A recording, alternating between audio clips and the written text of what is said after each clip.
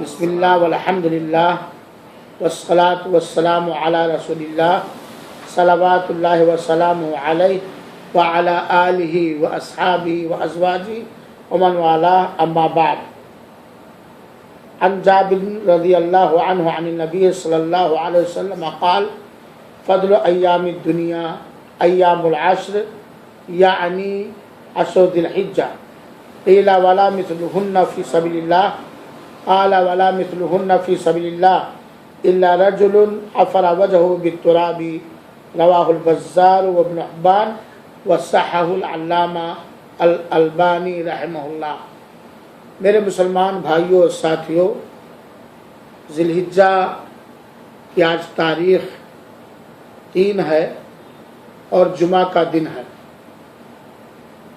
اس درس کے اندر سب سے پہلے تو میں اپنے آپ کو اور آپ تمام اپنے پسندیدہ دوستوں کو، ساتھیوں کو اور جن تک میری آواز پہنچے ان سب کو یہ وصیت اور نصیحت کر رہا ہوں کہ ہمیں اور آپ کو زندگی کے ہر معاملے میں اللہ تعالیٰ کا تقوی اختیار کرنا چاہیے اور اللہ تعالیٰ کی شعائر یا شعار کی تعظیم کرنی چاہیے، کیونکہ اللہ کا متقی بندہ، پرہیزگار بندہ ہی دنیا اور آخرت میں کامیابی سے سرفراز ہوگا اور اسے کامیابی میسر ہوگی. اور جنت اللہ تعالیٰ نے تقوی والوں کے لیے بنایا ہے، پرہیزگاروں کے لیے بنایا ہے اور متقیوں کے لیے بنایا ہے. اللہ تعالیٰ ہم سب کو متقی اور پرہیزگار بنائے اور وہ ان سارے راستوں پر چلنے کی توفیق عطا فرمائے جو تقوی کے راستے ہیں اور اللہ تعالیٰ کی عبادت کے راستے ہیں.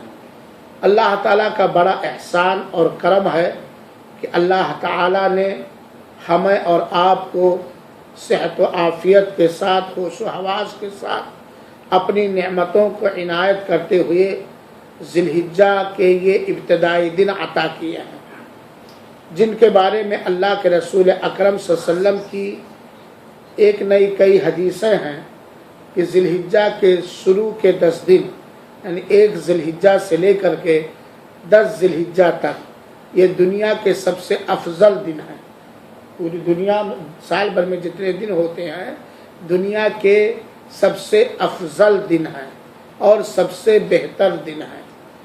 اور اللہ کے رسول اکرم صلی اللہ علیہ وسلم نے ان دنوں کے اندر 1 ذی الحجہ سے لے کر کے 10 ذی الحجہ تک خاص طور پر ہمیں اور آپ کو اللہ تعالیٰ کی شعار کی تعظیم کرنے کا اور ہر طرح کی نیکیاں کرنے کا حکم دیا. اور اگر ہم سیرت پاک جناب محمد مصطفیٰ صلی اللہ علیہ وآلہ وسلم پڑھیں اور دیکھیں اور سلف صالحین کی سیرت، صحابہ کرام کی سیرت، صحابیات کی سیرت، اللہ کے نیک بندوں کی سیرت اور ان کا کردار اگر ہم پڑھیں اور قابل اعتماد علماء یا کتابوں سے ان کے کردار، ان کی سیرت پاک کو سنیں تو ہمیں یہ بات معلوم ہوگی کہ اللہ کے رسول اکرم صلی اللہ علیہ وسلم اور آپ کے جانثار صحابہ کرام یہاں تک کہ صحابیات ان 10 دنوں کا خصوصی اہتمام کیا کرتے تھے اور ان 10 دنوں کے اندر ہر وہ عبادت، ہر وہ بندگی کرنے کی پوری اور مکمل کوشش کرتے تھے جو اللہ کے رسول سے ثابت ہے. یقیناً کامیاب ہو گیا وہ شخص، یقیناً اپنی عمر کو بڑھا لیا اس شخص نے جسے اللہ تعالیٰ نے ذی الحجہ کے شروع کے 10 دنوں میں اپنی عبادت کرنے کی اور زیادہ سے زیادہ عبادت کرنے کی توفیق دی. چنانچہ میرے بھائیوں اور ساتھیوں، ہمیں چاہیے کہ ہم اللہ کے دربار میں اللہ کو حاضر اور ناظر سمجھ کر کے زبان اور دل کی گہرائی سے اپنے گناہوں کی سچی توبہ کریں، کیونکہ توبہ کرنے والوں کو اللہ پسند فرماتا ہے اور توبہ کرنے والوں کی توبہ کو اللہ تعالیٰ قبول فرماتا ہے. اور ذی الحجہ کی آج 3 تاریخ ہے، ابھی لگ بھگ 7 دن اس عشر ذی الحجہ کے باقی ہیں. ان 7 دنوں کے اندر ہم پکے ارادے کے ساتھ ہر وہ نیکی اور عبادت کرنے کی کوشش کریں جس میں اللہ تعالیٰ نے اجر رکھا اللہ تعالیٰ نے جس میں اللہ تعالیٰ نے اجر و ثواب رکھا ہے۔ میرے بھائیوں ساتھیوں، سماج کے اندر جب ہم نگاہ ڈالتے ہیں تو کہیں حد سے آگے بڑھنے کی عادت پائی جاتی ہے اور کہیں بڑی کوتاہی پائی جاتی ہے۔ ان مبارک دنوں میں، ان دنیا کے بہتر دنوں میں، ان افضل دنوں میں بہت سارے مسلمان الحمدللہ اللہ کی توفیق پا کر زیادہ سے زیادہ نیکیاں اور اللہ کی عبادتیں کرتے ہیں، کیونکہ وہ یہ جانتے ہیں کہ یہ عشر ذی الحجہ کے شروع کے 10 دن یہ دنیا کے سب سے بہتر دن ہیں، یہ دنیا کے سب سے افضل دن ہیں۔ ان دنوں میں کیا گیا نیک عمل اللہ تعالیٰ کو دوسرے دنوں کے بنسبت سب سے زیادہ پسند ہے۔ نیکی کرنے میں بہت آگے رہتے ہیں، عبادت کرنے میں بہت آگے رہتے ہیں، لیکن کوتاہی کر جاتے ہیں گناہوں سے بچنے میں، گناہوں کو چھوڑنے میں، گناہوں سے پرہیز کرنے میں۔ چنانچہ جہاں ان دنوں میں، مبارک دنوں میں ہمیں توبہ کرنا چاہیے، عشر ذی الحجہ کے باقی ایام اور دنوں کو غنیمت سمجھنا چاہیے، وہیں پر ان مبارک دنوں کے اندر، ان افضل دنوں کے اندر، دنیا کے سب سے بہتر دن کے اندر ہمیں ہر چھوٹے بڑے گناہ اور اللہ کی نافرمانی اور اللہ کی معصیت اور ہر اس کام سے اپنے آپ کو بچانا چاہیے جس میں ڈائریکٹ اللہ کی نافرمانی ہے، جس میں اللہ کی ناراضگی ہے، جو اللہ کی معصیت ہے، جو گناہ کا کام ہے۔ اور جان بوجھ کر دھڑلے کے ساتھ گناہ کرنا انجانے گناہ کرنے والے سے زیادہ بڑا مجرم ہوتا ہے۔ چنانچہ ان مبارک دنوں کے اندر ہمیں ہر گناہ سے، ہر معصیت و نافرمانی سے اپنے آپ کو بچانا چاہیے۔ میرے مسلمان بھائیوں ساتھیوں، اللہ ہم سب پر رحم فرمائے اور ہم سب کی نیتوں میں، اقوال اور افعال میں، باتوں میں اور عمل میں اللہ تعالیٰ اخلاص عطا فرمائے، ریاکاری اور سمعہ اور شہرت سے محفوظ رکھے، آمین۔ میرے مسلمان بھائیوں ساتھیوں، ہمیں یہ بات معلوم ہوگی اور نہیں ہے تو معلوم ہونی چاہیے کہ اللہ تعالیٰ نے ہمارے اوپر احسان کرتے ہوئے، احسان عظیم کرتے ہوئے یہ ذی الحجہ کے دن عطا کیے ہیں، جس کے بارے میں اللہ کے رسول اکرم صلی اللہ علیہ وسلم نے فرمایا ہے۔ اللہ کے رسول فرماتے ہیں، جابر رضی اللہ تعالیٰ فرماتے ہیں، فضل ایام دنیا ایام العشر، دنیا کے افضل ترین دن یہ ذی الحجہ کے شروع کے 10 دن ہیں، اور یہی وہ دن ہیں جن کے اندر اللہ تعالیٰ نے قرآن مجید کے اندر زیادہ سے زیادہ ذکر و اذکار کرنے کا حکم دیا ہے۔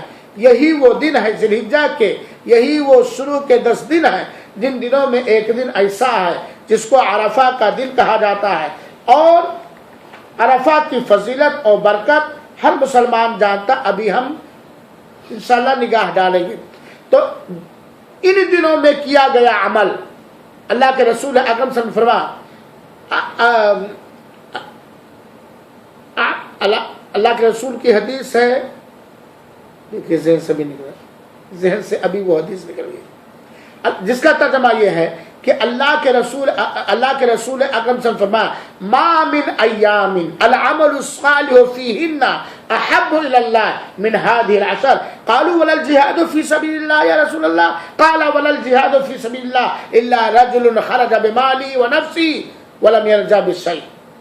اللہ کے رسول اکرم صلی اللہ علیہ وسلم نے فرمایا، ان 10 دنوں کے اندر کیا گیا نیک عمل، 1 ذی الحجہ سے لے کر کے 10 ذی الحجہ تک کی گئی نیک عبادت، کیا گیا نیک کام، کیا گیا نیک عمل، جتنا اللہ تعالیٰ کو محبوب اور پسندیدہ ہے، سال کے دوسرے دنوں کا عمل اتنا اللہ تعالیٰ کو محبوب اور پسندیدہ نہیں ہے۔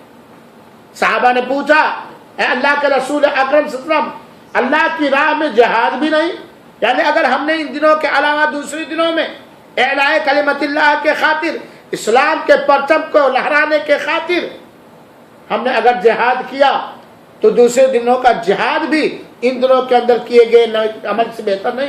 اللہ کے رسول نے کہا جہاد بھی نہیں، سوائے اس آدمی کے جو جہاد میں اپنی جان اور اپنا مال، اپنے گھوڑے اور سواریاں لے کے گیا اور سب اللہ کی راہ میں قربان کر دیا، شہید ہو گئے، کچھ لے کر کے واپس آئے۔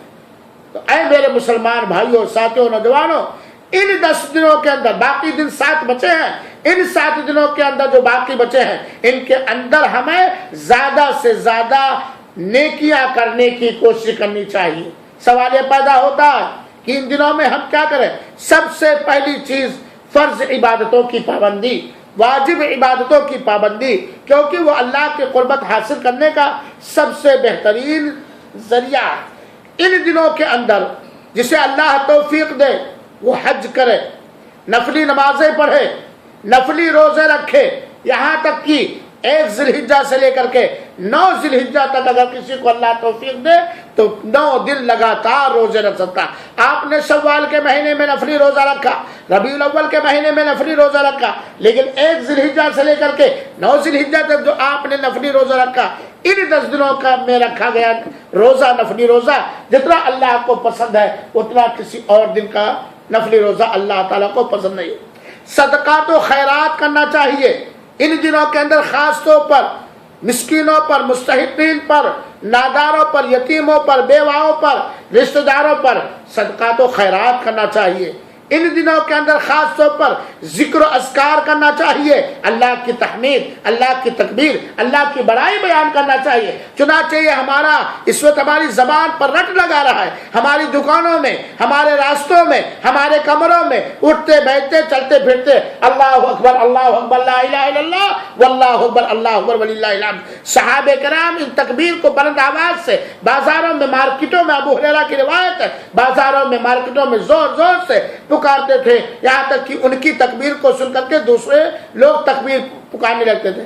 آج افسوس ہے کہ سنتیں ختم ہو رہی ہیں، اللہ کے رسول کا فرمان پر عمل کم ہو رہا ہے۔ آج ہمارے بازاروں میں گانے، میوزک، ماننے کیا کیا چیزیں بھری ہوئی ہے، لیکن پورا اگر آپ تکبیر کہتے چلے جائیں تو لوگ اچنبھا ہو کر کے تاکنے لگیں گے، یہ کون سی بلا آ گئی، یہ کون سی مصیبت آ گئی، یہ کون سا متوع آ گیا۔ حالانکہ ان دنوں میں خصوصیت کے ساتھ اسلامی شعار یہ ہے، اسلامی پرچم یہ ہے، صحابہ اجلہ، صحابہ، بڑے بڑے صحابہ، عبداللہ بن عمر، اما عائشہ رضی اللہ تعالی عنہا اور حضرت ابو ہریرہ کی سنت اور سیرت ہے کہ ان دنوں میں زور زور سے تکبیر پکارتے تھے۔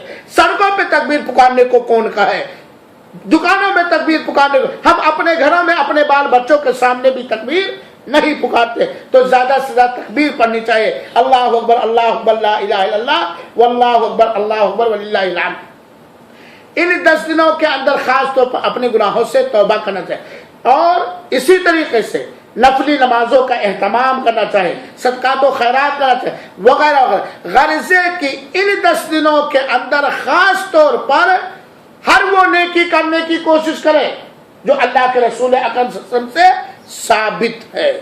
تہجد، اشراق، حج، صدقہ و خیرات، بھلی بات کا حکم دینا، برائی سے روکنا، اور اسی طریقے سے مریضوں کی زیارت، دوستوں کی زیارت، کسی کے گھر میں سلام پھیلانا، کھانا کھلانا، وغیرہ وغیرہ ہر نیک کام کرنا چاہیے۔ ساتھ ہی ساتھ جس طرح نیکی پر اللہ کے رسول اکرم صلی اللہ علیہ وسلم نے ابھارا ہے، وہیں پر ان 10 دنوں کے اندر ہمیشہ عام طور پر، اور ان 10 دنوں کے اندر خاص طور پر اللہ کی ہر نافرمانی اور اللہ کی ہر معصیت سے ہمیں اور آپ کو بچنا چاہیے۔ میرے بھائیوں اور ساتھیوں، عرفہ کا دن میں نے بتلایا کہ ان 10 دنوں میں عرفہ کا دن بھی ایک دن ہے۔ میرے بھائیوں اور ساتھیوں، یہ 10 دن کیوں افضل ہیں؟ اگر آپ سے کوئی سوال کرے کہ یہ 10 دن دنیا کے سب سے بہتر دن ہے، کیوں؟ تو اس کا جواب مختصر طور پر یہ ہے جو علماء کرام نے دیا ہے کہ ان 10 دنوں کے اندر آپ اگر غور کریں تو بڑی سی بڑی عبادتیں پائی جاتی ہیں۔ ساری عبادت جو سب سے بڑی بڑی عبادتیں ہیں، نماز بھی ہے، روزہ بھی نفلی ہے، صدقات و خیرات بھی ہے، زکوٰۃ بھی اگر کسی پر فرض ہو رہا، ساتھ ہی ساتھ انہی 10 دنوں کے اندر حج بھی، اور کسی اور دنوں کے اندر حج نہیں۔ تو اس لیے یہ 10 دن سب سے افضل ہے۔ میرے بھائیوں اور ساتھیوں، انہی 10 دنوں میں ایک دن عرفہ کا دن ہے جو 9 تاریخ کو ہوتی ہے، عرفہ کا دن، جس دن حجاج کرام عرفہ کے اندر جاتے ہیں، جو حج کا ایک رکن عظیم ہے، اور عرفہ ہی اصل حج ہے۔ یہ 10 دنوں کے اندر ایک دن عرفہ کا دن۔ عرفہ کا دن کیا؟ اور یہ میں اس لیے بتا رہا ہوں، حالانکہ میں آپ کے واٹس ایپ پر اس میٹر کو ڈال بھی چکا ہوں، لیکن سامنے اس لیے ابھارتا ہوں، بتاتا ہوں کہ اگر لوگ عرفہ کے دن کی قیمت اور عرفہ کے دن کا مقام و مرتبہ جان لیں اور کفیل چھٹی دے تو لوگ اس دن کو اللہ تعالی کی عبادت میں بالکل چھٹی لے لیں گے۔ وہ لوگ جو جنت چاہتے ہیں، وہ لوگ جو رحمت چاہتے ہیں، وہ لوگ جو عرفہ کی برکت چاہتے ہیں، وہ لوگ جو عرفہ کی مغفرت چاہتے ہیں، وہ لوگ جو اللہ تعالیٰ کی رحمت کا سیلاب عرفہ کے دن آتا ہے، اس سیلاب کے جو خواہاں اور چاہنے والے ہیں، اپنے آپ کو سارے کاروبار سے فارغ کر کے عرفہ کے دن کو غنیمت سمجھ گئے۔ عرفہ کا دن کیا ہے؟ یہی وہ عرفہ کا دن ہے، 9 ذی الحجہ ہے۔ اللہ کے رسول اکرم صلی اللہ علیہ وسلم میدان عرفہ میں تھے، جمعہ کا دن تھا۔ عرفہ کے دن اللہ تعالیٰ نے نبی پاک صلی اللہ علیہ وسلم پر اس آیت کریمہ کو اتارا جس کے بارے میں یہودیوں کا کہنا تھا حضرت عمر رضی اللہ تعالیٰ عنہ سے کہ تمہارے نبی پر ایک ایسی آیت اتری، اگر وہ ہماری کتابوں میں اترتی تو اس دن کو ہم عید کا دن منا لیتے، اس دن کو ہم خوشی کا دن بنا لیتے، اس دن کو ہم تہوار کا دن بنا۔ حضرت عمر نے کہا میں وہ آیت بھی جانتا ہوں، وہ جگہ بھی جانتا ہوں، اس حالت کو بھی جانتا ہوں جس حالت میں ہمارے آقا سرکار مدینہ جناب محمد مصطفیٰ صلی اللہ علیہ وسلم سے۔ یہی وہ دن ہے جس دن اللہ تعالیٰ نے پورے دین اسلام کو مکمل کر دیا۔ الیوم اکملت لکم دینکم واتممت علیکم نعمتی ورضیت لکم الاسلام دینا۔ عرفہ ہی کے دن دین اسلام مکمل ہوا۔ یہی وہ دن ہے جو حجاج کرام کی اجتماع کی وجہ سے، اکٹھا ہونے کی وجہ سے علماء کرام نے اسے عید کا دن کہا، کیونکہ اللہ کے رسول اکرم صلی اللہ علیہ وسلم یوم عرفہ و یوم النحر و ایام التشریق عیدنا اہل الاسلام وہی ایام اکل و شرب رواہ اہل سنن۔ اللہ کے رسول اکرم نے فرمایا اے مسلمانوں، اور یہ اس وقت موجود مسلمانوں کو خطاب کر کے نہیں، قیامت تک آنے والی مسلمان قوموں کو اللہ کے رسول نے مخاطب کر کے کہا اے مسلمانوں، عرفہ کا دن، قربانی کا دن اور تشریق کے دن یعنی 11، 12، 13 ذی الحجہ یہ ہمارے عید کا دن ہے، یہ کھانے کا دن ہے، یہ کھلانے کا دن ہے، یہ جائز عید اور خوشی اور تہوار منانے کا دن ہے۔ یہی وہ عرفہ کا دن ہے۔ اے میرے مسلمان بھائیوں اور ساتھیوں، اللہ ہم سب کو اپنی خاص توفیق عطا فرمائے عرفہ کے دن کا اہتمام کرنے کا۔ عرفہ کا دن ہی وہ دن ہے جس دن روزہ رکھنا نبی کریم صلی اللہ علیہ وسلم کی سنت ہے، شریعت اسلامیہ میں ثابت ہے۔ اور اگر کوئی عرفہ کا دن 9 ذی الحجہ کو روزہ رکھے تو اس کے 2 سال کے گناہ معاف ہوتے ہیں۔ اصغر صاحب اس کے 2 سال کے گناہ معاف ہوتے ہیں، 1 سال آگے اور 1 سال پیچھے۔ البتہ جو حج پہ جا رہا ہے وہ اس دن کا روزہ نہیں رکھے گا۔ اللہ کے رسول اکرم نے فرمایا یکفر السنۃ الماضیہ والسنۃ القابلہ، پیچھے 1 سال کا گناہ اس روزے سے معاف کرتا اللہ تعالیٰ، اور آگے 1 سال۔ جس طرح اس روزے کے اندر اخلاص ہوگا، للہیت ہوگی، تقویٰ ہوگا، اس روزے کے شروط پائے جائیں گے، اسی حساب سے میرے بھائیوں اس کے 2 سال کے گناہ معاف۔ سبحان اللہ، کتنا بڑا کرم ہے اللہ تعالیٰ کا امت محمدیہ پر، کتنا بڑا احسان ہے رب کائنات ارحم الراحمین کا مسلمانوں پر کہ عرفہ کے دن 9 ذی الحجہ کو روزہ رکھے اور 2 سال کے گناہ ان کے معاف ہو جائے۔ 2 سال۔ اور یہ بات یاد رکھنی چاہیے، عرفہ کا روزہ اپنے ہر مسلمان چاند دیکھنے کے حساب سے رکھے گا۔ بقرعید سے پہلے والے دن کو عرفہ کا دن کہا جاتا 9 ذی الحجہ۔ چنانچہ سعودیہ میں رہنے والے جمعرات کو عرفہ کا روزہ رکھیں گے، ہندوستان میں جمعہ کو رکھیں گے، پاکستان میں جمعہ کو رکھیں گے، کیونکہ یہ اہل مغرب اسی چاند دیکھنے کے حساب سے عرفہ کا روزہ رکھیں گے۔ میرے بھائیوں اور ساتھیوں، یہی وہ دن ہے، عرفہ کا دن ہی وہ دن ہے کہ اللہ تعالیٰ نے آدم کی اولاد سے، ذریت سے عہد و پیمان لیا تھا اپنی ربوبیت کا، اپنی الوہیت کا۔ سارے آدم کے پیٹ سے، پشت سے، نسلم بعد نسلن جتنے لوگ پیدا ہونے والے تھے، اس وقت نہ کوئی کرسچن تھا، نہ کوئی ہندو تھا، نہ کوئی بدھسٹ تھا، نہ کوئی دیوبندی تھا، نہ کوئی بریلوی تھا، نہ کچھ تھا، سب مسلمان۔ سارے لوگوں سے اللہ تعالیٰ نے عالم ارواح میں یہ ایگریمنٹ کیا تھا، پوچھا روحوں کو پیدا کرنے کے بعد عرفہ کا دن ہے، جیسے کہ دارمی کی روایت ہے الست بربکم، کیا میں تمہارا رب نہیں ہوں؟ تو ساری روحوں نے اقرار کیا تھا، قیامت تک جتنے لوگ پیدا ہوں گے انس و جن سارے لوگوں نے مانا تھا، اقرار کیا تھا، اس بات کی گواہی دی تھی کہ کیوں نہیں، یعنی اللہ کی ربوبیت کا اقرار کروایا تھا۔ عرفہ کا دن کیا ہے میرے بھائیوں؟ عرفہ کے اندر کیا فضیلت ہے؟ عرفہ کا دن کیا ہے میرے بھائی؟ عرفہ کا دن گناہوں سے نجات حاصل کرنے کا دن ہے، جہنم سے نجات حاصل کرنے کا دن ہے، اور اللہ کی بخشش، معافی، چھما چاہنے کا دن ہے۔ چنانچہ صحیح مسلم کی روایت ہے، اما عائشہ رضی اللہ تعالیٰ عنہ بیان فرماتی ہیں، سنو حدیث کو اور اہتمام کرو عرفہ کے دن جو جمعرات کو ہوگا یہاں 9 ذی الحجہ۔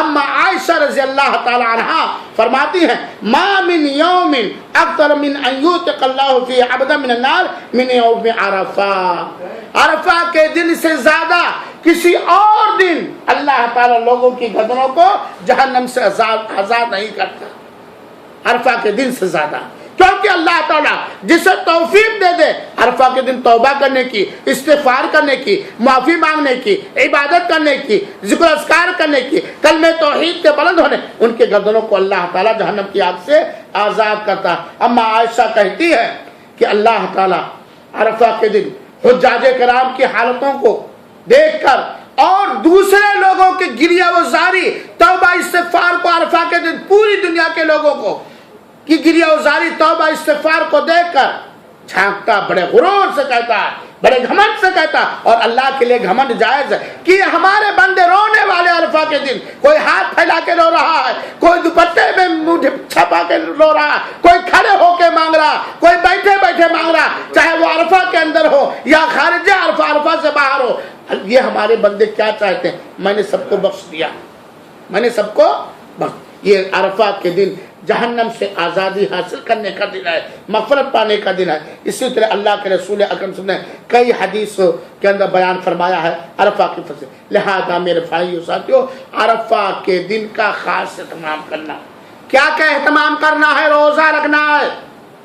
اگر کوئی شخص رمضان کا چھوٹا ہوا روزہ قضا کی نیت سے عرفہ کے دن رکھے تو عرفہ کے روزے کا بھی ثواب ملے گا، اور رمضان کا روزہ بھی اس کا قضا ہو جائے۔ عرفہ کے دن روزہ رکھنا، ریمائنڈر لگا لیجئے موبائلوں کے اندر، اور اپنے اپنے ساتھیوں کو اور اپنے اپنے بال بچوں کو اپنے ملک میں بتا دیجئے کہ بقرعید سے پہلے والا جو دن ہے اس دن روزہ رکھیں۔ ویسے تو ان 10 دنوں کے اندر جو چاہے جتنا روزہ رکھے، لیکن خاص طور پر عرفہ کے دن کا روزہ رکھیں۔ اور کیا کریں؟ ظہر کے بعد سے لے کر کے، بلکہ پورا دن ہو سکے تو بہتر، ظہر سے بعد سے لے کر کے خاص طور پر مغرب تک کھڑے ہو کر ہاتھ اٹھا کر اللہ تعالی سے توبہ کریں، استغفار کریں۔ اس دن قرآن کی تلاوت زیادہ سے زیادہ کریں، اور اس دن یہ دعا سب سے زیادہ پڑھیں۔ اللہ کے رسول اکرم نے فرمایا کہ عرفہ کے دن ایک دعا ہے جو میں نے اور مجھ سے پہلے جتنے نبی ہیں سارے لوگوں نے پڑھی۔ وہ دعا کیا ہے؟ لا الہ الا اللہ وحدہ لا شریک لہ لہ الملک ولہ الحمد وہو علی کل شیء قدیر۔ یہ زیادہ سے زیادہ پڑھنا چاہیے، زیادہ سے زیادہ پڑھنا چاہیے۔ عرفہ کے دن صدقات و خیرات کرنا چاہیے، چاہے حجاج کرام کی خدمت میں، یا حجاج کرام کو پانی کھانا پہنچانے میں، یا عام مسکینوں پر، کیونکہ عرفہ کے دن یہ اللہ تعالیٰ کی رحمت بالکل بے پایا ہوتی ہے۔ اور اسی طریقے سے اللہ توفیق دے ہم لوگوں کو عرفہ کا روزہ رکھنے کی، اور اللہ توفیق دے روزے دار کو افطار کرانے کی، روزے دار کو افطار کرانے کی۔ ہائے رے وہ سنت، ہائے وہ نفلی روزہ جسے عرفہ کا روزہ کہا جاتا ہے، جو روزہ رکھنے سے 2 سال کے اللہ تعالیٰ گناہ معاف کر دیتا ہے اخلاص اور شروع روزہ کے حساب سے۔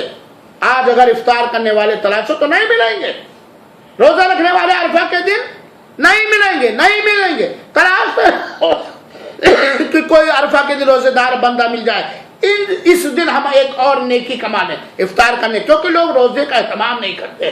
اگر اللہ تعالیٰ یہ کہہ دیتا کہ تو ابھی روزہ رکھ 1 لاکھ ریال تیرے اکاؤنٹ میں ابھی جائے گا، کوئی پیچھے رہتا؟ کوئی سستی کرتا؟ کوئی دھوپ کی شکایت کرتا؟ کوئی کام کی شکایت کرتا؟ خوش نصیب ہے وہ انسان، وہ مومن اور مسلمان جسے اللہ تعالیٰ ان 10 دنوں کے اندر اپنی عبادت کرنے کی خصوصی توفیق دے دے۔ 3 دن پہلے ایک صاحب سے بات ہو رہی تھی، کہنے لگے مولانا کیا کیا جائے، جب نیکی کا سیزن آتا تو ہم لوگوں کے کمانے کا سیزن آتا تھا، ٹیلر تھے، لیڈیز ٹیلر، جب نیکی کا سیزن آتا تو ہم لوگوں کا کام بہت بڑھ جاتا۔ میرے بھائیو، حلال طریقے سے کمانا بھی عبادت ہے۔ آپ کام کرتے رہے، آپ چلتے رہے، آپ مسئلہ میں کام کرتے رہیے، ذکر و اذکار، توبہ استغفار، جو قرآن کی تلاوت ہے وہ، اور ان 10 دنوں کے اندر خاص طور پر قرآن کی تلاوت کرنی چاہیے۔ انہی 10 دنوں میں ایک دن یوم النحر ہے، قربانی کا دن، 10ویں ذی الحجہ کو کہا جاتا ہے، جس کو ہم اور آپ اپنی زبان میں بقرعید کا دن کہتے ہیں۔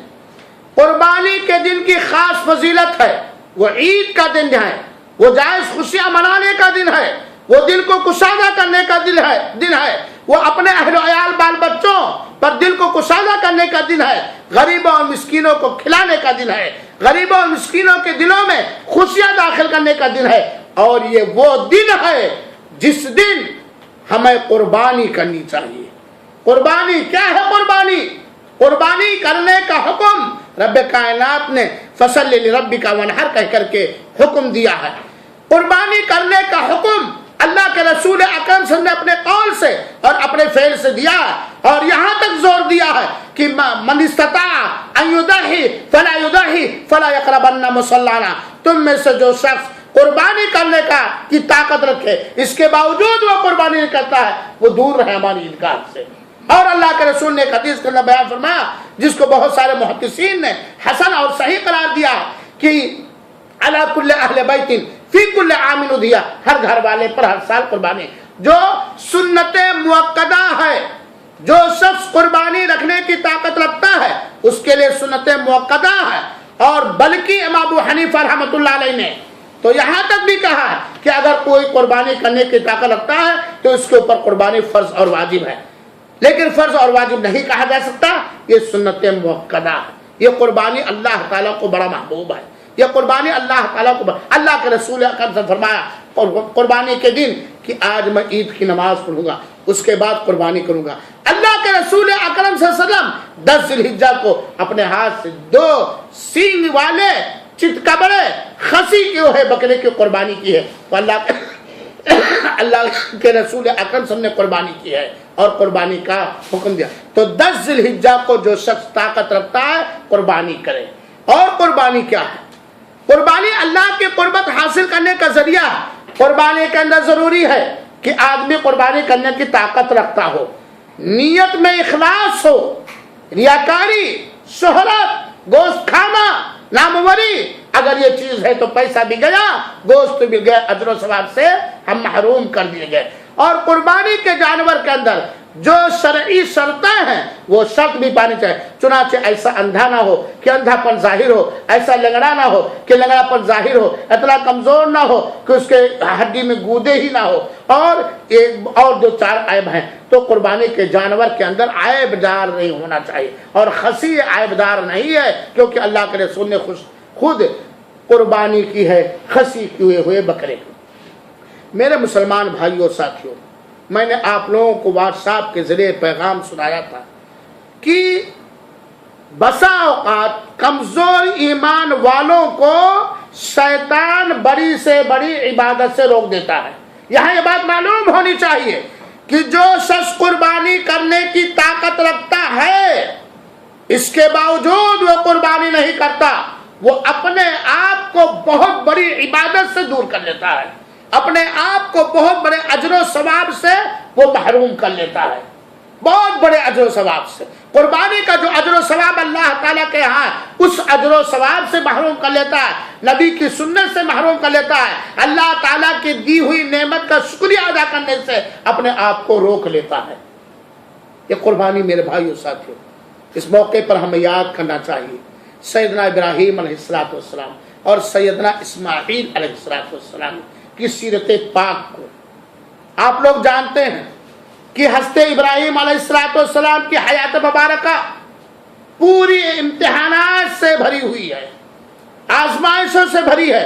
یہی حضرت ابراہیم علیہ السلام ہے جن کو بت کے توڑنے کی وجہ سے، بتوں کی مذمت کرنے کی وجہ سے، شرک کی مذمت کرنے کی وجہ سے، اپنی قوم کو شرک اور کفر کی روکنے کی وجہ سے ملک اور شہر سے نکال دیا گیا، ہجرت کرنی پڑی۔ یہی ابراہیم علیہ السلام ہے کہ شرک کے خوگر اور شرک کے دلدادہ اور شرک سے محبت کرنے والے، کفر سے محبت کرنے والوں نے حضرت ابراہیم کو جلانے کے لیے مہینوں لکڑیاں جمع کیا اور لکڑیوں میں آگ لگا دی اور ڈھلواس میں رکھ کر کے حضرت ابراہیم کو آگ میں پھینک دیا گیا۔ جرم تھا حضرت ابراہیم کا کہ تمہارا پیدا کرنے والا ایک اللہ ہے، ایک اللہ ہی سے مانگو، ایک اللہ ہی کا سجدہ کرو، ایک اللہ ہی کی عبادت کرو، جو تمہارا اللہ ہے، جو تمہارا معبود برحق ہے، جو تمہارا رازق ہے، جو تمہارا خالق ہے، جو تمہارا مالک ہے۔ ان مورتیوں کی، ان دیوی دیوتاؤں کی، ان مردوں کی کیوں عبادت کرتے ہو جو نہ بولتے ہیں، نہ سنتے ہیں، نہ دیکھتے ہیں، نہ تمہارے لیے نفع کے مالک ہے، نہ تمہارے لیے نقصان کے مالک ہے۔ اس کی وجہ سے نمرود کے زمانے میں حضرت ابراہیم کو جلانے کے لیے آگ جمع کی لکڑی اور ڈال دیا گیا آگ میں۔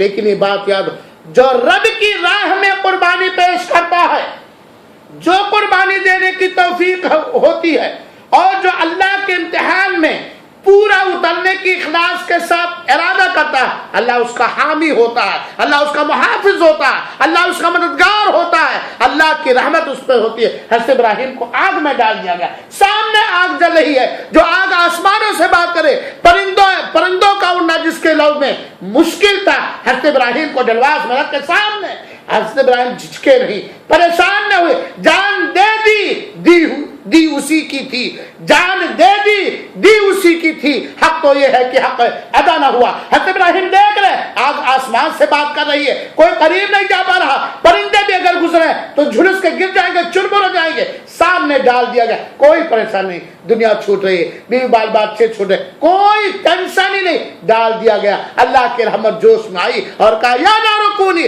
بردم و سلام علی ابراہیم، اے آگ تو حضرت ابراہیم پر ٹھنڈی ہو جا اور ایسی ٹھنڈی ہو جا کہ جس میں سلامتی ہو۔ نارے نمرود میں ڈالے گئے جس وقت خلیل، نارے نمرود میں ڈالے گئے جس وقت خلیل، پھول بن کے سواروں نے قدم چوم لیا۔ یہ حضرت ابراہیم علیہ السلام ہے، 83 سال عمر ہو گئی ہے۔ سیدنا ابراہیم علیہ السلام امام التوحید جن کو لقب ملا ہے، خلیل اللہ جن کو لقب ملا ہے، جن کی نسل سے ہمارے پیارے حبیب جناب محمد مصطفیٰ صلی اللہ علیہ وسلم ہے، حضرت ابراہیم خلیل جن کے اوپر درود بھیجا جاتا ہے، اللہم صلی علی محمد وعلی آل محمد کما صلیت علی ابراہیم وعلی آل ابراہیم انک حمید مجید، جن کی برکت سے مکہ آباد ہو گیا، جن کے مرکز سے مکہ اور خانہ کعبہ کی محبت سارے لوگوں کے دلوں میں ڈال گیا، جن کے اعلی اولاد کی برکت سے زمزم ملا، جن کے اعلی اولاد اور بیوی کے بہترین عمل کو اللہ تعالیٰ نے اتنا پسند کیا کہ صفا اور مروہ کے درمیان سعی کرنا حج اور عمرے کا ایک رکن قرار دیا۔ یہ سیدنا ابراہیم علیہ السلام ہے، 83 سال یا 80 سال کی عمر ہو گئی ہے، گود خالی ہے، نہ حاجرہ سے کوئی لڑکا پیدا ہوا اور نہ دوسری بیوی سے کوئی لڑکا پیدا ہوا، رب سے رب لگائے ہوئے ہیں، گریہ وزاری کر رہے ہیں، فریاد کریں، رب حبلی من الصالحین، رب حبلی من الصالحین، اے اللہ تو اپنی طرف سے ہمیں صالح لڑکا عنایت کر دے۔ کسی دیوی کے پاس نہیں گئے لڑکا مانگنے کے لیے، کسی پیر کے پاس نہیں گئے، کسی فقیر کے پاس نہیں، نہ کسی خواجہ، نہ کسی قطب، نہ کسی غوث کے پاس، نہ کسی مزار پہ جا کے چادر چڑھایا اور نہ کسی دیوی دیوتا پہ، رب لگا رہے، رب سے رب لگا رہے، کیونکہ حضرت ابراہیم امام التوحید تھے۔ حضرت ابراہیم یہ جانتے تھے کہ سورج ہمارے لیے نفع بخش نہیں ہے، یہ چاند ہمارے لیے نفع بخش نہیں ہے، یہ مورتیاں ہمارے لیے نفع بخش ہے، اگر جو کچھ ہے وہ اللہ ہے جو ہمارا خالق ہے، جس نے ہمیں پیدا کیا، جس نے آسمانوں کو پیدا کیا، جس نے زمینوں کو پیدا کیا۔ رب حبلی من الصالحین کی رٹ لگائے ہوئے حضرت ابراہیم علیہ السلام 83 سال کی عمر میں اللہ کے دربار میں زمانے سے کی گئی دعا یہ قبول ہوتی ہے۔ بڑھاپے کی عمر میں ایک ہونہار، خوبصورت، نیک سیرت، چالاک، تندرست، نہ جس میں کوئی عیب ہے، نہ کوئی بیماری ہے، نہ مزاج میں، نہ اخلاق میں، نہ صحت میں، نہ آسا و جوارے میں، صالح لڑکا اللہ تعالیٰ نے اسماعیل جیسا ہونہار لڑکا دیا۔ کیا خوشی ہوئی ہوگی اس بوڑھے کے گھر میں، زمانے کے بعد جس عمر میں عام طور پر لڑکوں کا ہونا لوگ مشکل سمجھتے ہیں، لڑکے کی پیدائش ہوئی ہے مائے ہاجرہ کے بطن مبارک سے، اللہ کا امتحان آ گیا، اے ابراہیم ایسا کرو، لے جاؤ اپنی بیوی ہاجرہ کو اور اسماعیل کو ایسی جگہ پر مکہ میں چھڑاؤ، نہ کوئی دانا، نہ کوئی پانی، نہ کوئی ہریالی، نہ کوئی چرند، نہ کوئی پرند، کچھ بھی نہ ہو، بواد غیر ذی زرع، جو کھیتی کے لائق بھی نہیں ہو۔ حضرت ابراہیم سوچو میرے بھائیو، تصور کرو، آج اللہ کی راہ میں جانوروں کی قربانیاں دیتے ہوئے ہم فقیری کی شکایت کرتے ہیں، ہم محتاجی کی شکایت کرتے ہیں، ہم تندرستی کی شکایت کرتے ہیں۔ یہ ابراہیم علیہ السلام کی صرف تو اللہ کا حکم ہوا، لے لیے ہاجرہ کو اور لے لیے اسماعیل علیہ السلام کو، اور ایک چیز کہہ لیجیے، ایک تھیلی کھجور لے لیے، تھوڑا سا پانی لے، خانہ کعبہ جہاں ہے اللہ اس کی حفاظت کرے، مولا اس کی حفاظت کرنے والوں کی حفاظت کے مولا، اللہ خانہ کعبہ سے سچی محبت کرنے والوں کے حفاظت کرے مولا، اللہ خانہ کعبہ کے حقوق کی ادائیگی کرنے والوں کے حفاظت۔ اسی جگہ پر لے گئے چھوڑا ہے، ایک وادی تھی، وادی نالا جس کو کہہ سکتے ہیں آپ، کوئی نہیں، کوئی انسان، چھوٹا سا بچہ، بیوی، ذرا تصور کرو، ہم لوگ تصور کریں کہ جب ہم اپنے ملکوں سے سعودیہ آتے وقت اپنی بیوی سے، اپنے ماں باپ سے، اپنے بچوں سے الوداعی سلام کرتے ہیں تو کیا کیفیت ہماری اور آپ کی ہوتی ہے، کیا کیفیت۔ اور وہ بوڑھا باپ جس کو بڑھاپے میں لڑکا ملا، ہونہار لڑکا، ایک ہی لڑکا، نور نظر اور ایک ہی بیوی، چھوڑ آتے ہیں۔ ہم ہاجرہ پوچھتے ابراہیم کیا بات ہے، ہائے اللہ ایسی سنسان جگہ میں مجھے چھوڑ کے کیوں جا رہے ہو، جہاں نہ پانی ہے، نہ ہریالی ہے، نہ سایہ ہے، نہ کھانے پینے کا کوئی سامان ہے، اور نہ کوئی سوچنے دکھ رہا ہے، کیوں چھوڑ کے جا رہے ہو ابراہیم کوئی جواب نہیں دیتے۔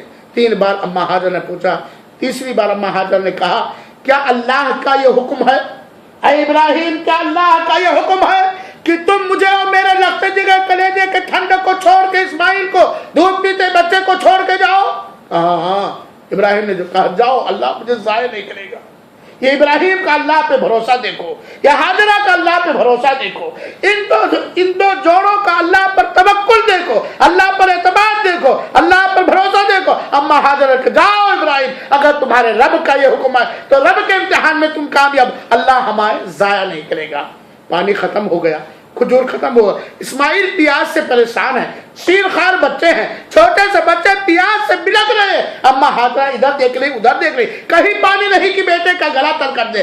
صفا پہاڑی پر جاتی ہے، وہاں ادھر ادھر دیکھتی ہے کہیں کوئی جانور پرندہ دکھ رہا ہے، کیونکہ عام طور پر جہاں پیسے پانی ہوتے ہیں پرندے نظر آتے ہیں، دیکھ رہے وہاں پانی نہیں ملا، نیچے اترتی ہے، وادی ہے، نالا، دوڑتی ہے تیز، ایک طرف بچے کی طرف رخ ڈال رہی ہے، پیاسے اکلوتے چھوٹے بچے کی طرف رخ ڈال رہی، اور پھر مروہ پہ جاتی ہے، مروہ سے صفا آتی ہے، صفا سے مروہ جاتی ہے۔ حضرت ہاجرہ کا یہ کردار، حضرت ہاجرہ کا یہ عمل اللہ تعالیٰ کو اتنا پسند ہے کہ قیامت تک کے حج اور عمرہ کرنے والوں کے لیے صفا مروہ کے درمیان سعی کو حج کا ایک رکن قرار دے دیا، عمرے کا ایک رکن قرار دے دیا۔ میرے بھائی حج اور عمرہ کسی کا مکمل نہیں ہو سکتا جب تک صفا اور مروہ کے درمیان ساتھ چل کر اچانک دیکھتی ہے کہ اسماعیل کے نیچے سے جبریل امین آئے، اللہ کی رحمت جو ہے، اللہ بیٹے کو جان مقصود نہیں تھا، اللہ ابراہیم کا امتحان لے رہا تھا۔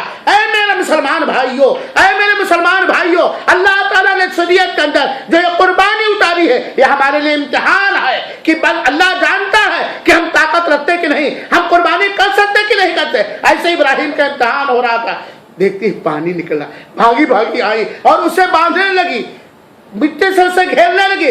اللہ کے رسول اکرم فرماتے ہیں کہ اگر حضرت ہاجرہ نے جلد بازی نہ کی ہوتی تو یہ زمزم پوری دنیا میں پھیل جاتا۔ زمزم نکلا، اور حضرت ابراہیم اور اسماعیل کی یہ دعا ہے کہ آج خانہ کعبہ کی محبت، اس کا وقار، اس کی خدمت کرنے والوں کی کیا حیثیت اللہ اور اللہ کے نیک بندوں کے ہاں، اور پورا مکہ آباد ہو گیا، ہر طرح کا پھل، ہر طرح کی چیزیں، اگرچہ یہاں کچھ نہیں پیدا ہوتی رہتی علاقے میں لیکن ہر طرح کی نعمتیں مکہ کے اندر موجود ہے۔ یہی وہ گھر ہے جس کو ابراہیم اور اسماعیل نے بنایا۔ اسماعیل علیہ السلام تھوڑے بڑے ہو گئے، ہونہار ہو گئے، چلنے پھرنے کے لائق ہو گئے۔ ایک اور کٹھنی، ابھی تو بیٹے کے بارے میں امتحان ہوا تھا، بے آب و گیاہ میدان میں لے جاؤ چھوڑ آؤ، اس میں ابراہیم پورا اترے۔ جب فلما بلغ معه السعي قال يا بني انی ارى في المنام انی اذبحك فانظر ماذا ترى، قرآن میں اللہ تعالیٰ نے کہ جب وہ باپ کے ساتھ چلنے کے لائق ہو گئے، کچھ کام میں ہاتھ بتانے کے لائق ہو گئے، تو اللہ تعالیٰ نے حضرت ابراہیم کو خواب دکھایا. اور نبیوں کا خواب سچا ہوتا ہے کہ کہتے ہیں کہ اے میرے بیٹے لقت جگر اسماعیل، میں نے خواب میں دیکھا تو میں تجھ کو ذبح کر رہا ہوں، بولو بیٹا تمہاری کیا رائے ہے؟ بیٹا بھی ہونہار، بیٹا بھی ہوشیار، کہا کہ اے ابو جان اگر رب کا حکم ہے تو آپ کر گزریے، مجھے صبر کرنے والوں میں سے آپ پائیں گے. چنانچہ حضرت ابراہیم کو خواب میں حکم ملا، نبیوں کا خواب سچا، کہ تم اسماعیل کو ذبح کرو اور کسی دوسرے سے نہیں، اپنے ہاتھ سے ذبح کرو. تصور کرو دنیا کے وہ بخیل مسلمان جو قربانی کرنے کی طاقت رکھتے اس کے باوجود قربانی نہیں کرتے، یا وہ ریاکار مسلمان جو شہرت کے طور پر گوشت کھانے کے لیے ریاکاری کے طور پر قربانیاں کر کے اپنی قربانیوں کا جانور کا فوٹو یوٹیوب پر، فیس بک پر، ٹویٹر پر اور واٹس ایپ پہ بھیجتے ہیں اور پرچار کا ہم نے اتنا بکرا لایا، اتنے میں بکرا لایا. ایسے ریاکاروں کو عبرت حاصل کرنی چاہیے. حضرت ابراہیم علیہ السلام اسماعیل کو لیے، تصور کرو میرے بھائی کیا منظر رہا ہوگا اس وقت. لٹا دیا حضرت اسماعیل کو، مختصریہ لٹا دیا حضرت اسماعیل کو، چھری لے لی ہاتھ میں. کون چھری لیا ہے؟ باپ. کس کے گردن پہ باپ چھری چلانے جا رہا ہے؟ اکلوتے بیٹے، ہونہار بیٹے. کس کے حکم سے؟ رب کے حکم. ابراہیم نے کہا میں بندہ ہوں اللہ کا. بندگی یہی ہے کہ رب نے حکم دیا بیٹے کو قربان کرنے کے، ہم رب کے ہاں بندگی کر کے دکھائیں. اسماعیل نے کہا ہم اللہ کے بندے ہیں، اگر اللہ میری قربانی چاہتا کہ مجھے میرا باپ قربان کرے تو اس پر بھی ہم رضامند ہیں. یہ مال کس کا دیا ہوا؟ یہ جائیداد کس کی دی ہوئی؟ آج 10,000 20,000 کی قربانی ہم نہیں کر پاتے. اگر بیٹی کی قربانی اللہ مانگ لیتا، بیوی کی قربانی اللہ مانگ لیتا، بیٹیوں کی قربانی اللہ مانگ لیتا، باپ کی قربانی یا باپ کی قربانی اللہ، ہم کیسے کر پاتے میرے مسلمان بھائی؟ حضرت ابراہیم نے لٹا دیا. مقصد تو سو کرو میرے بھائیوں، چھری چلنے والی تو کہا بس قد صدقت الرؤیا. اے ابراہیم جو خواب میں نے تجھے سچ کر دیکھا. جنت سے دمبا اترا اور حضرت ابراہیم نے، اسماعیل بچ گئے، حضرت ابراہیم نے دمبا کو ذبح کیا. وہی ہے قربانی. یہ بکری یوم النحر کو 10 ذی الحجہ سب سے عظیم ترین قربانی ہے. اور اللہ کے رسول اکرم صلی اللہ علیہ وسلم نے ان لوگوں کے لیے رہنمائی دی کہ جو قربانی کرنے کا ارادہ کریں وہ ذی الحجہ کا چاند نکلنے کے بعد سے لے کر کے اپنے ناخن اور بال اور چمڑے اس وقت تک نہ کاٹے جب تک کہ اس کے قربانی کا جانور ذبح نہ ہو جائے. قربانی کا جانور لٹا کر کے بسم اللہ اللہ اکبر کر کے ذبح کیا جائے گا، اللہ کا نام لیا جائے گا، اللہ کی تکبیر بیان کی جائے، اور جس کی طرف سے کیا جائے سنت یہ ہے کہ اس کا نام دیا جائے کہ قربانی فلاں کی طرف سے.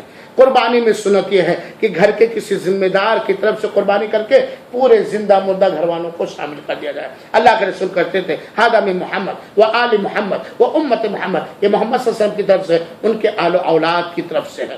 تو آل اولاد میں زندہ مردہ سب آ جاتے ہیں. تو جیسے کہا جائے یہ سمیر کی طرف سے، سمیر کے پورے اہل و عیال کی طرف سے، یا اصغر کی طرف سے، اصغر کے پورے اہل و عیال کی طرف سے، یہ سید کی طرف سے، سید کے پورے اہل و عیال کی طرف سے. تو اصغر اور سمیر اور سید کے جتنے اہل و عیال ہو، ماں باپ قریبی جو زندہ ہو یا وفات پا چکے ہوں، سب کو قربانی کا ثواب مل جائے گا. قربانی ذبح کا تو اخلاص ہونا چاہیے، ریاکاری نہیں ہونی چاہیے. حلال مال سے قربانی کا جانور خریدنا چاہیے. حرام مال سے کروڑ قربانی کر دو، اللہ کے قبول نہیں. قربانی کے جانور کا گوشت 3 طرح کے لوگوں مل جائے، خود کھائے، دوسرے دوست احباب رشتہ دار غریب غربا کو کھلائے، اور جتنا چاہے رکھ لے. قربانی کے گوشت کا جو حکم ہے وہی چمڑے کا حکم ہے. قربانی کا گوشت ہم بیچ نہیں سکتے. ہم اپنے قربانی کا گوشت نہ بیچ سکتے ہیں، نہ مزدوری میں دے سکتے ہیں. ایسے ہی قربانی کے جانور کا چمڑا نہ ہم بیچ سکتے ہیں اور نہ مزدوری میں دے سکتے.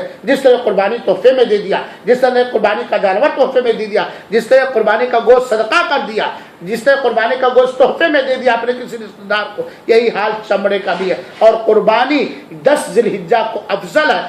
قربانی 4 دن ہے. 4 دنوں کو 2 نام ہے. ایک کا نام ہے یوم النحر جو 10ویں تاریخ ہے.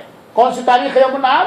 10ویں تاریخ. اور میں نے حدیث پڑھا اللہ کے رسول نے فرمایا عرفہ کا دن قربانی یعنی 10ویں ذی الحجہ اور ایام تشریق ہمارے عید کا دن ہے، ذبح کرنے کا دن ہے، کالے کا دن ہے۔ تو قربانی 10 ذی الحجہ کو، اور ایام تشریق جن دنوں میں حجاج کرام تینوں جمرات کو کنکڑی مارتے ہیں، ایام تشریق 11 ذی الحجہ ہے، 12 ذی الحجہ ہے اور 13 ذی الحجہ ہے۔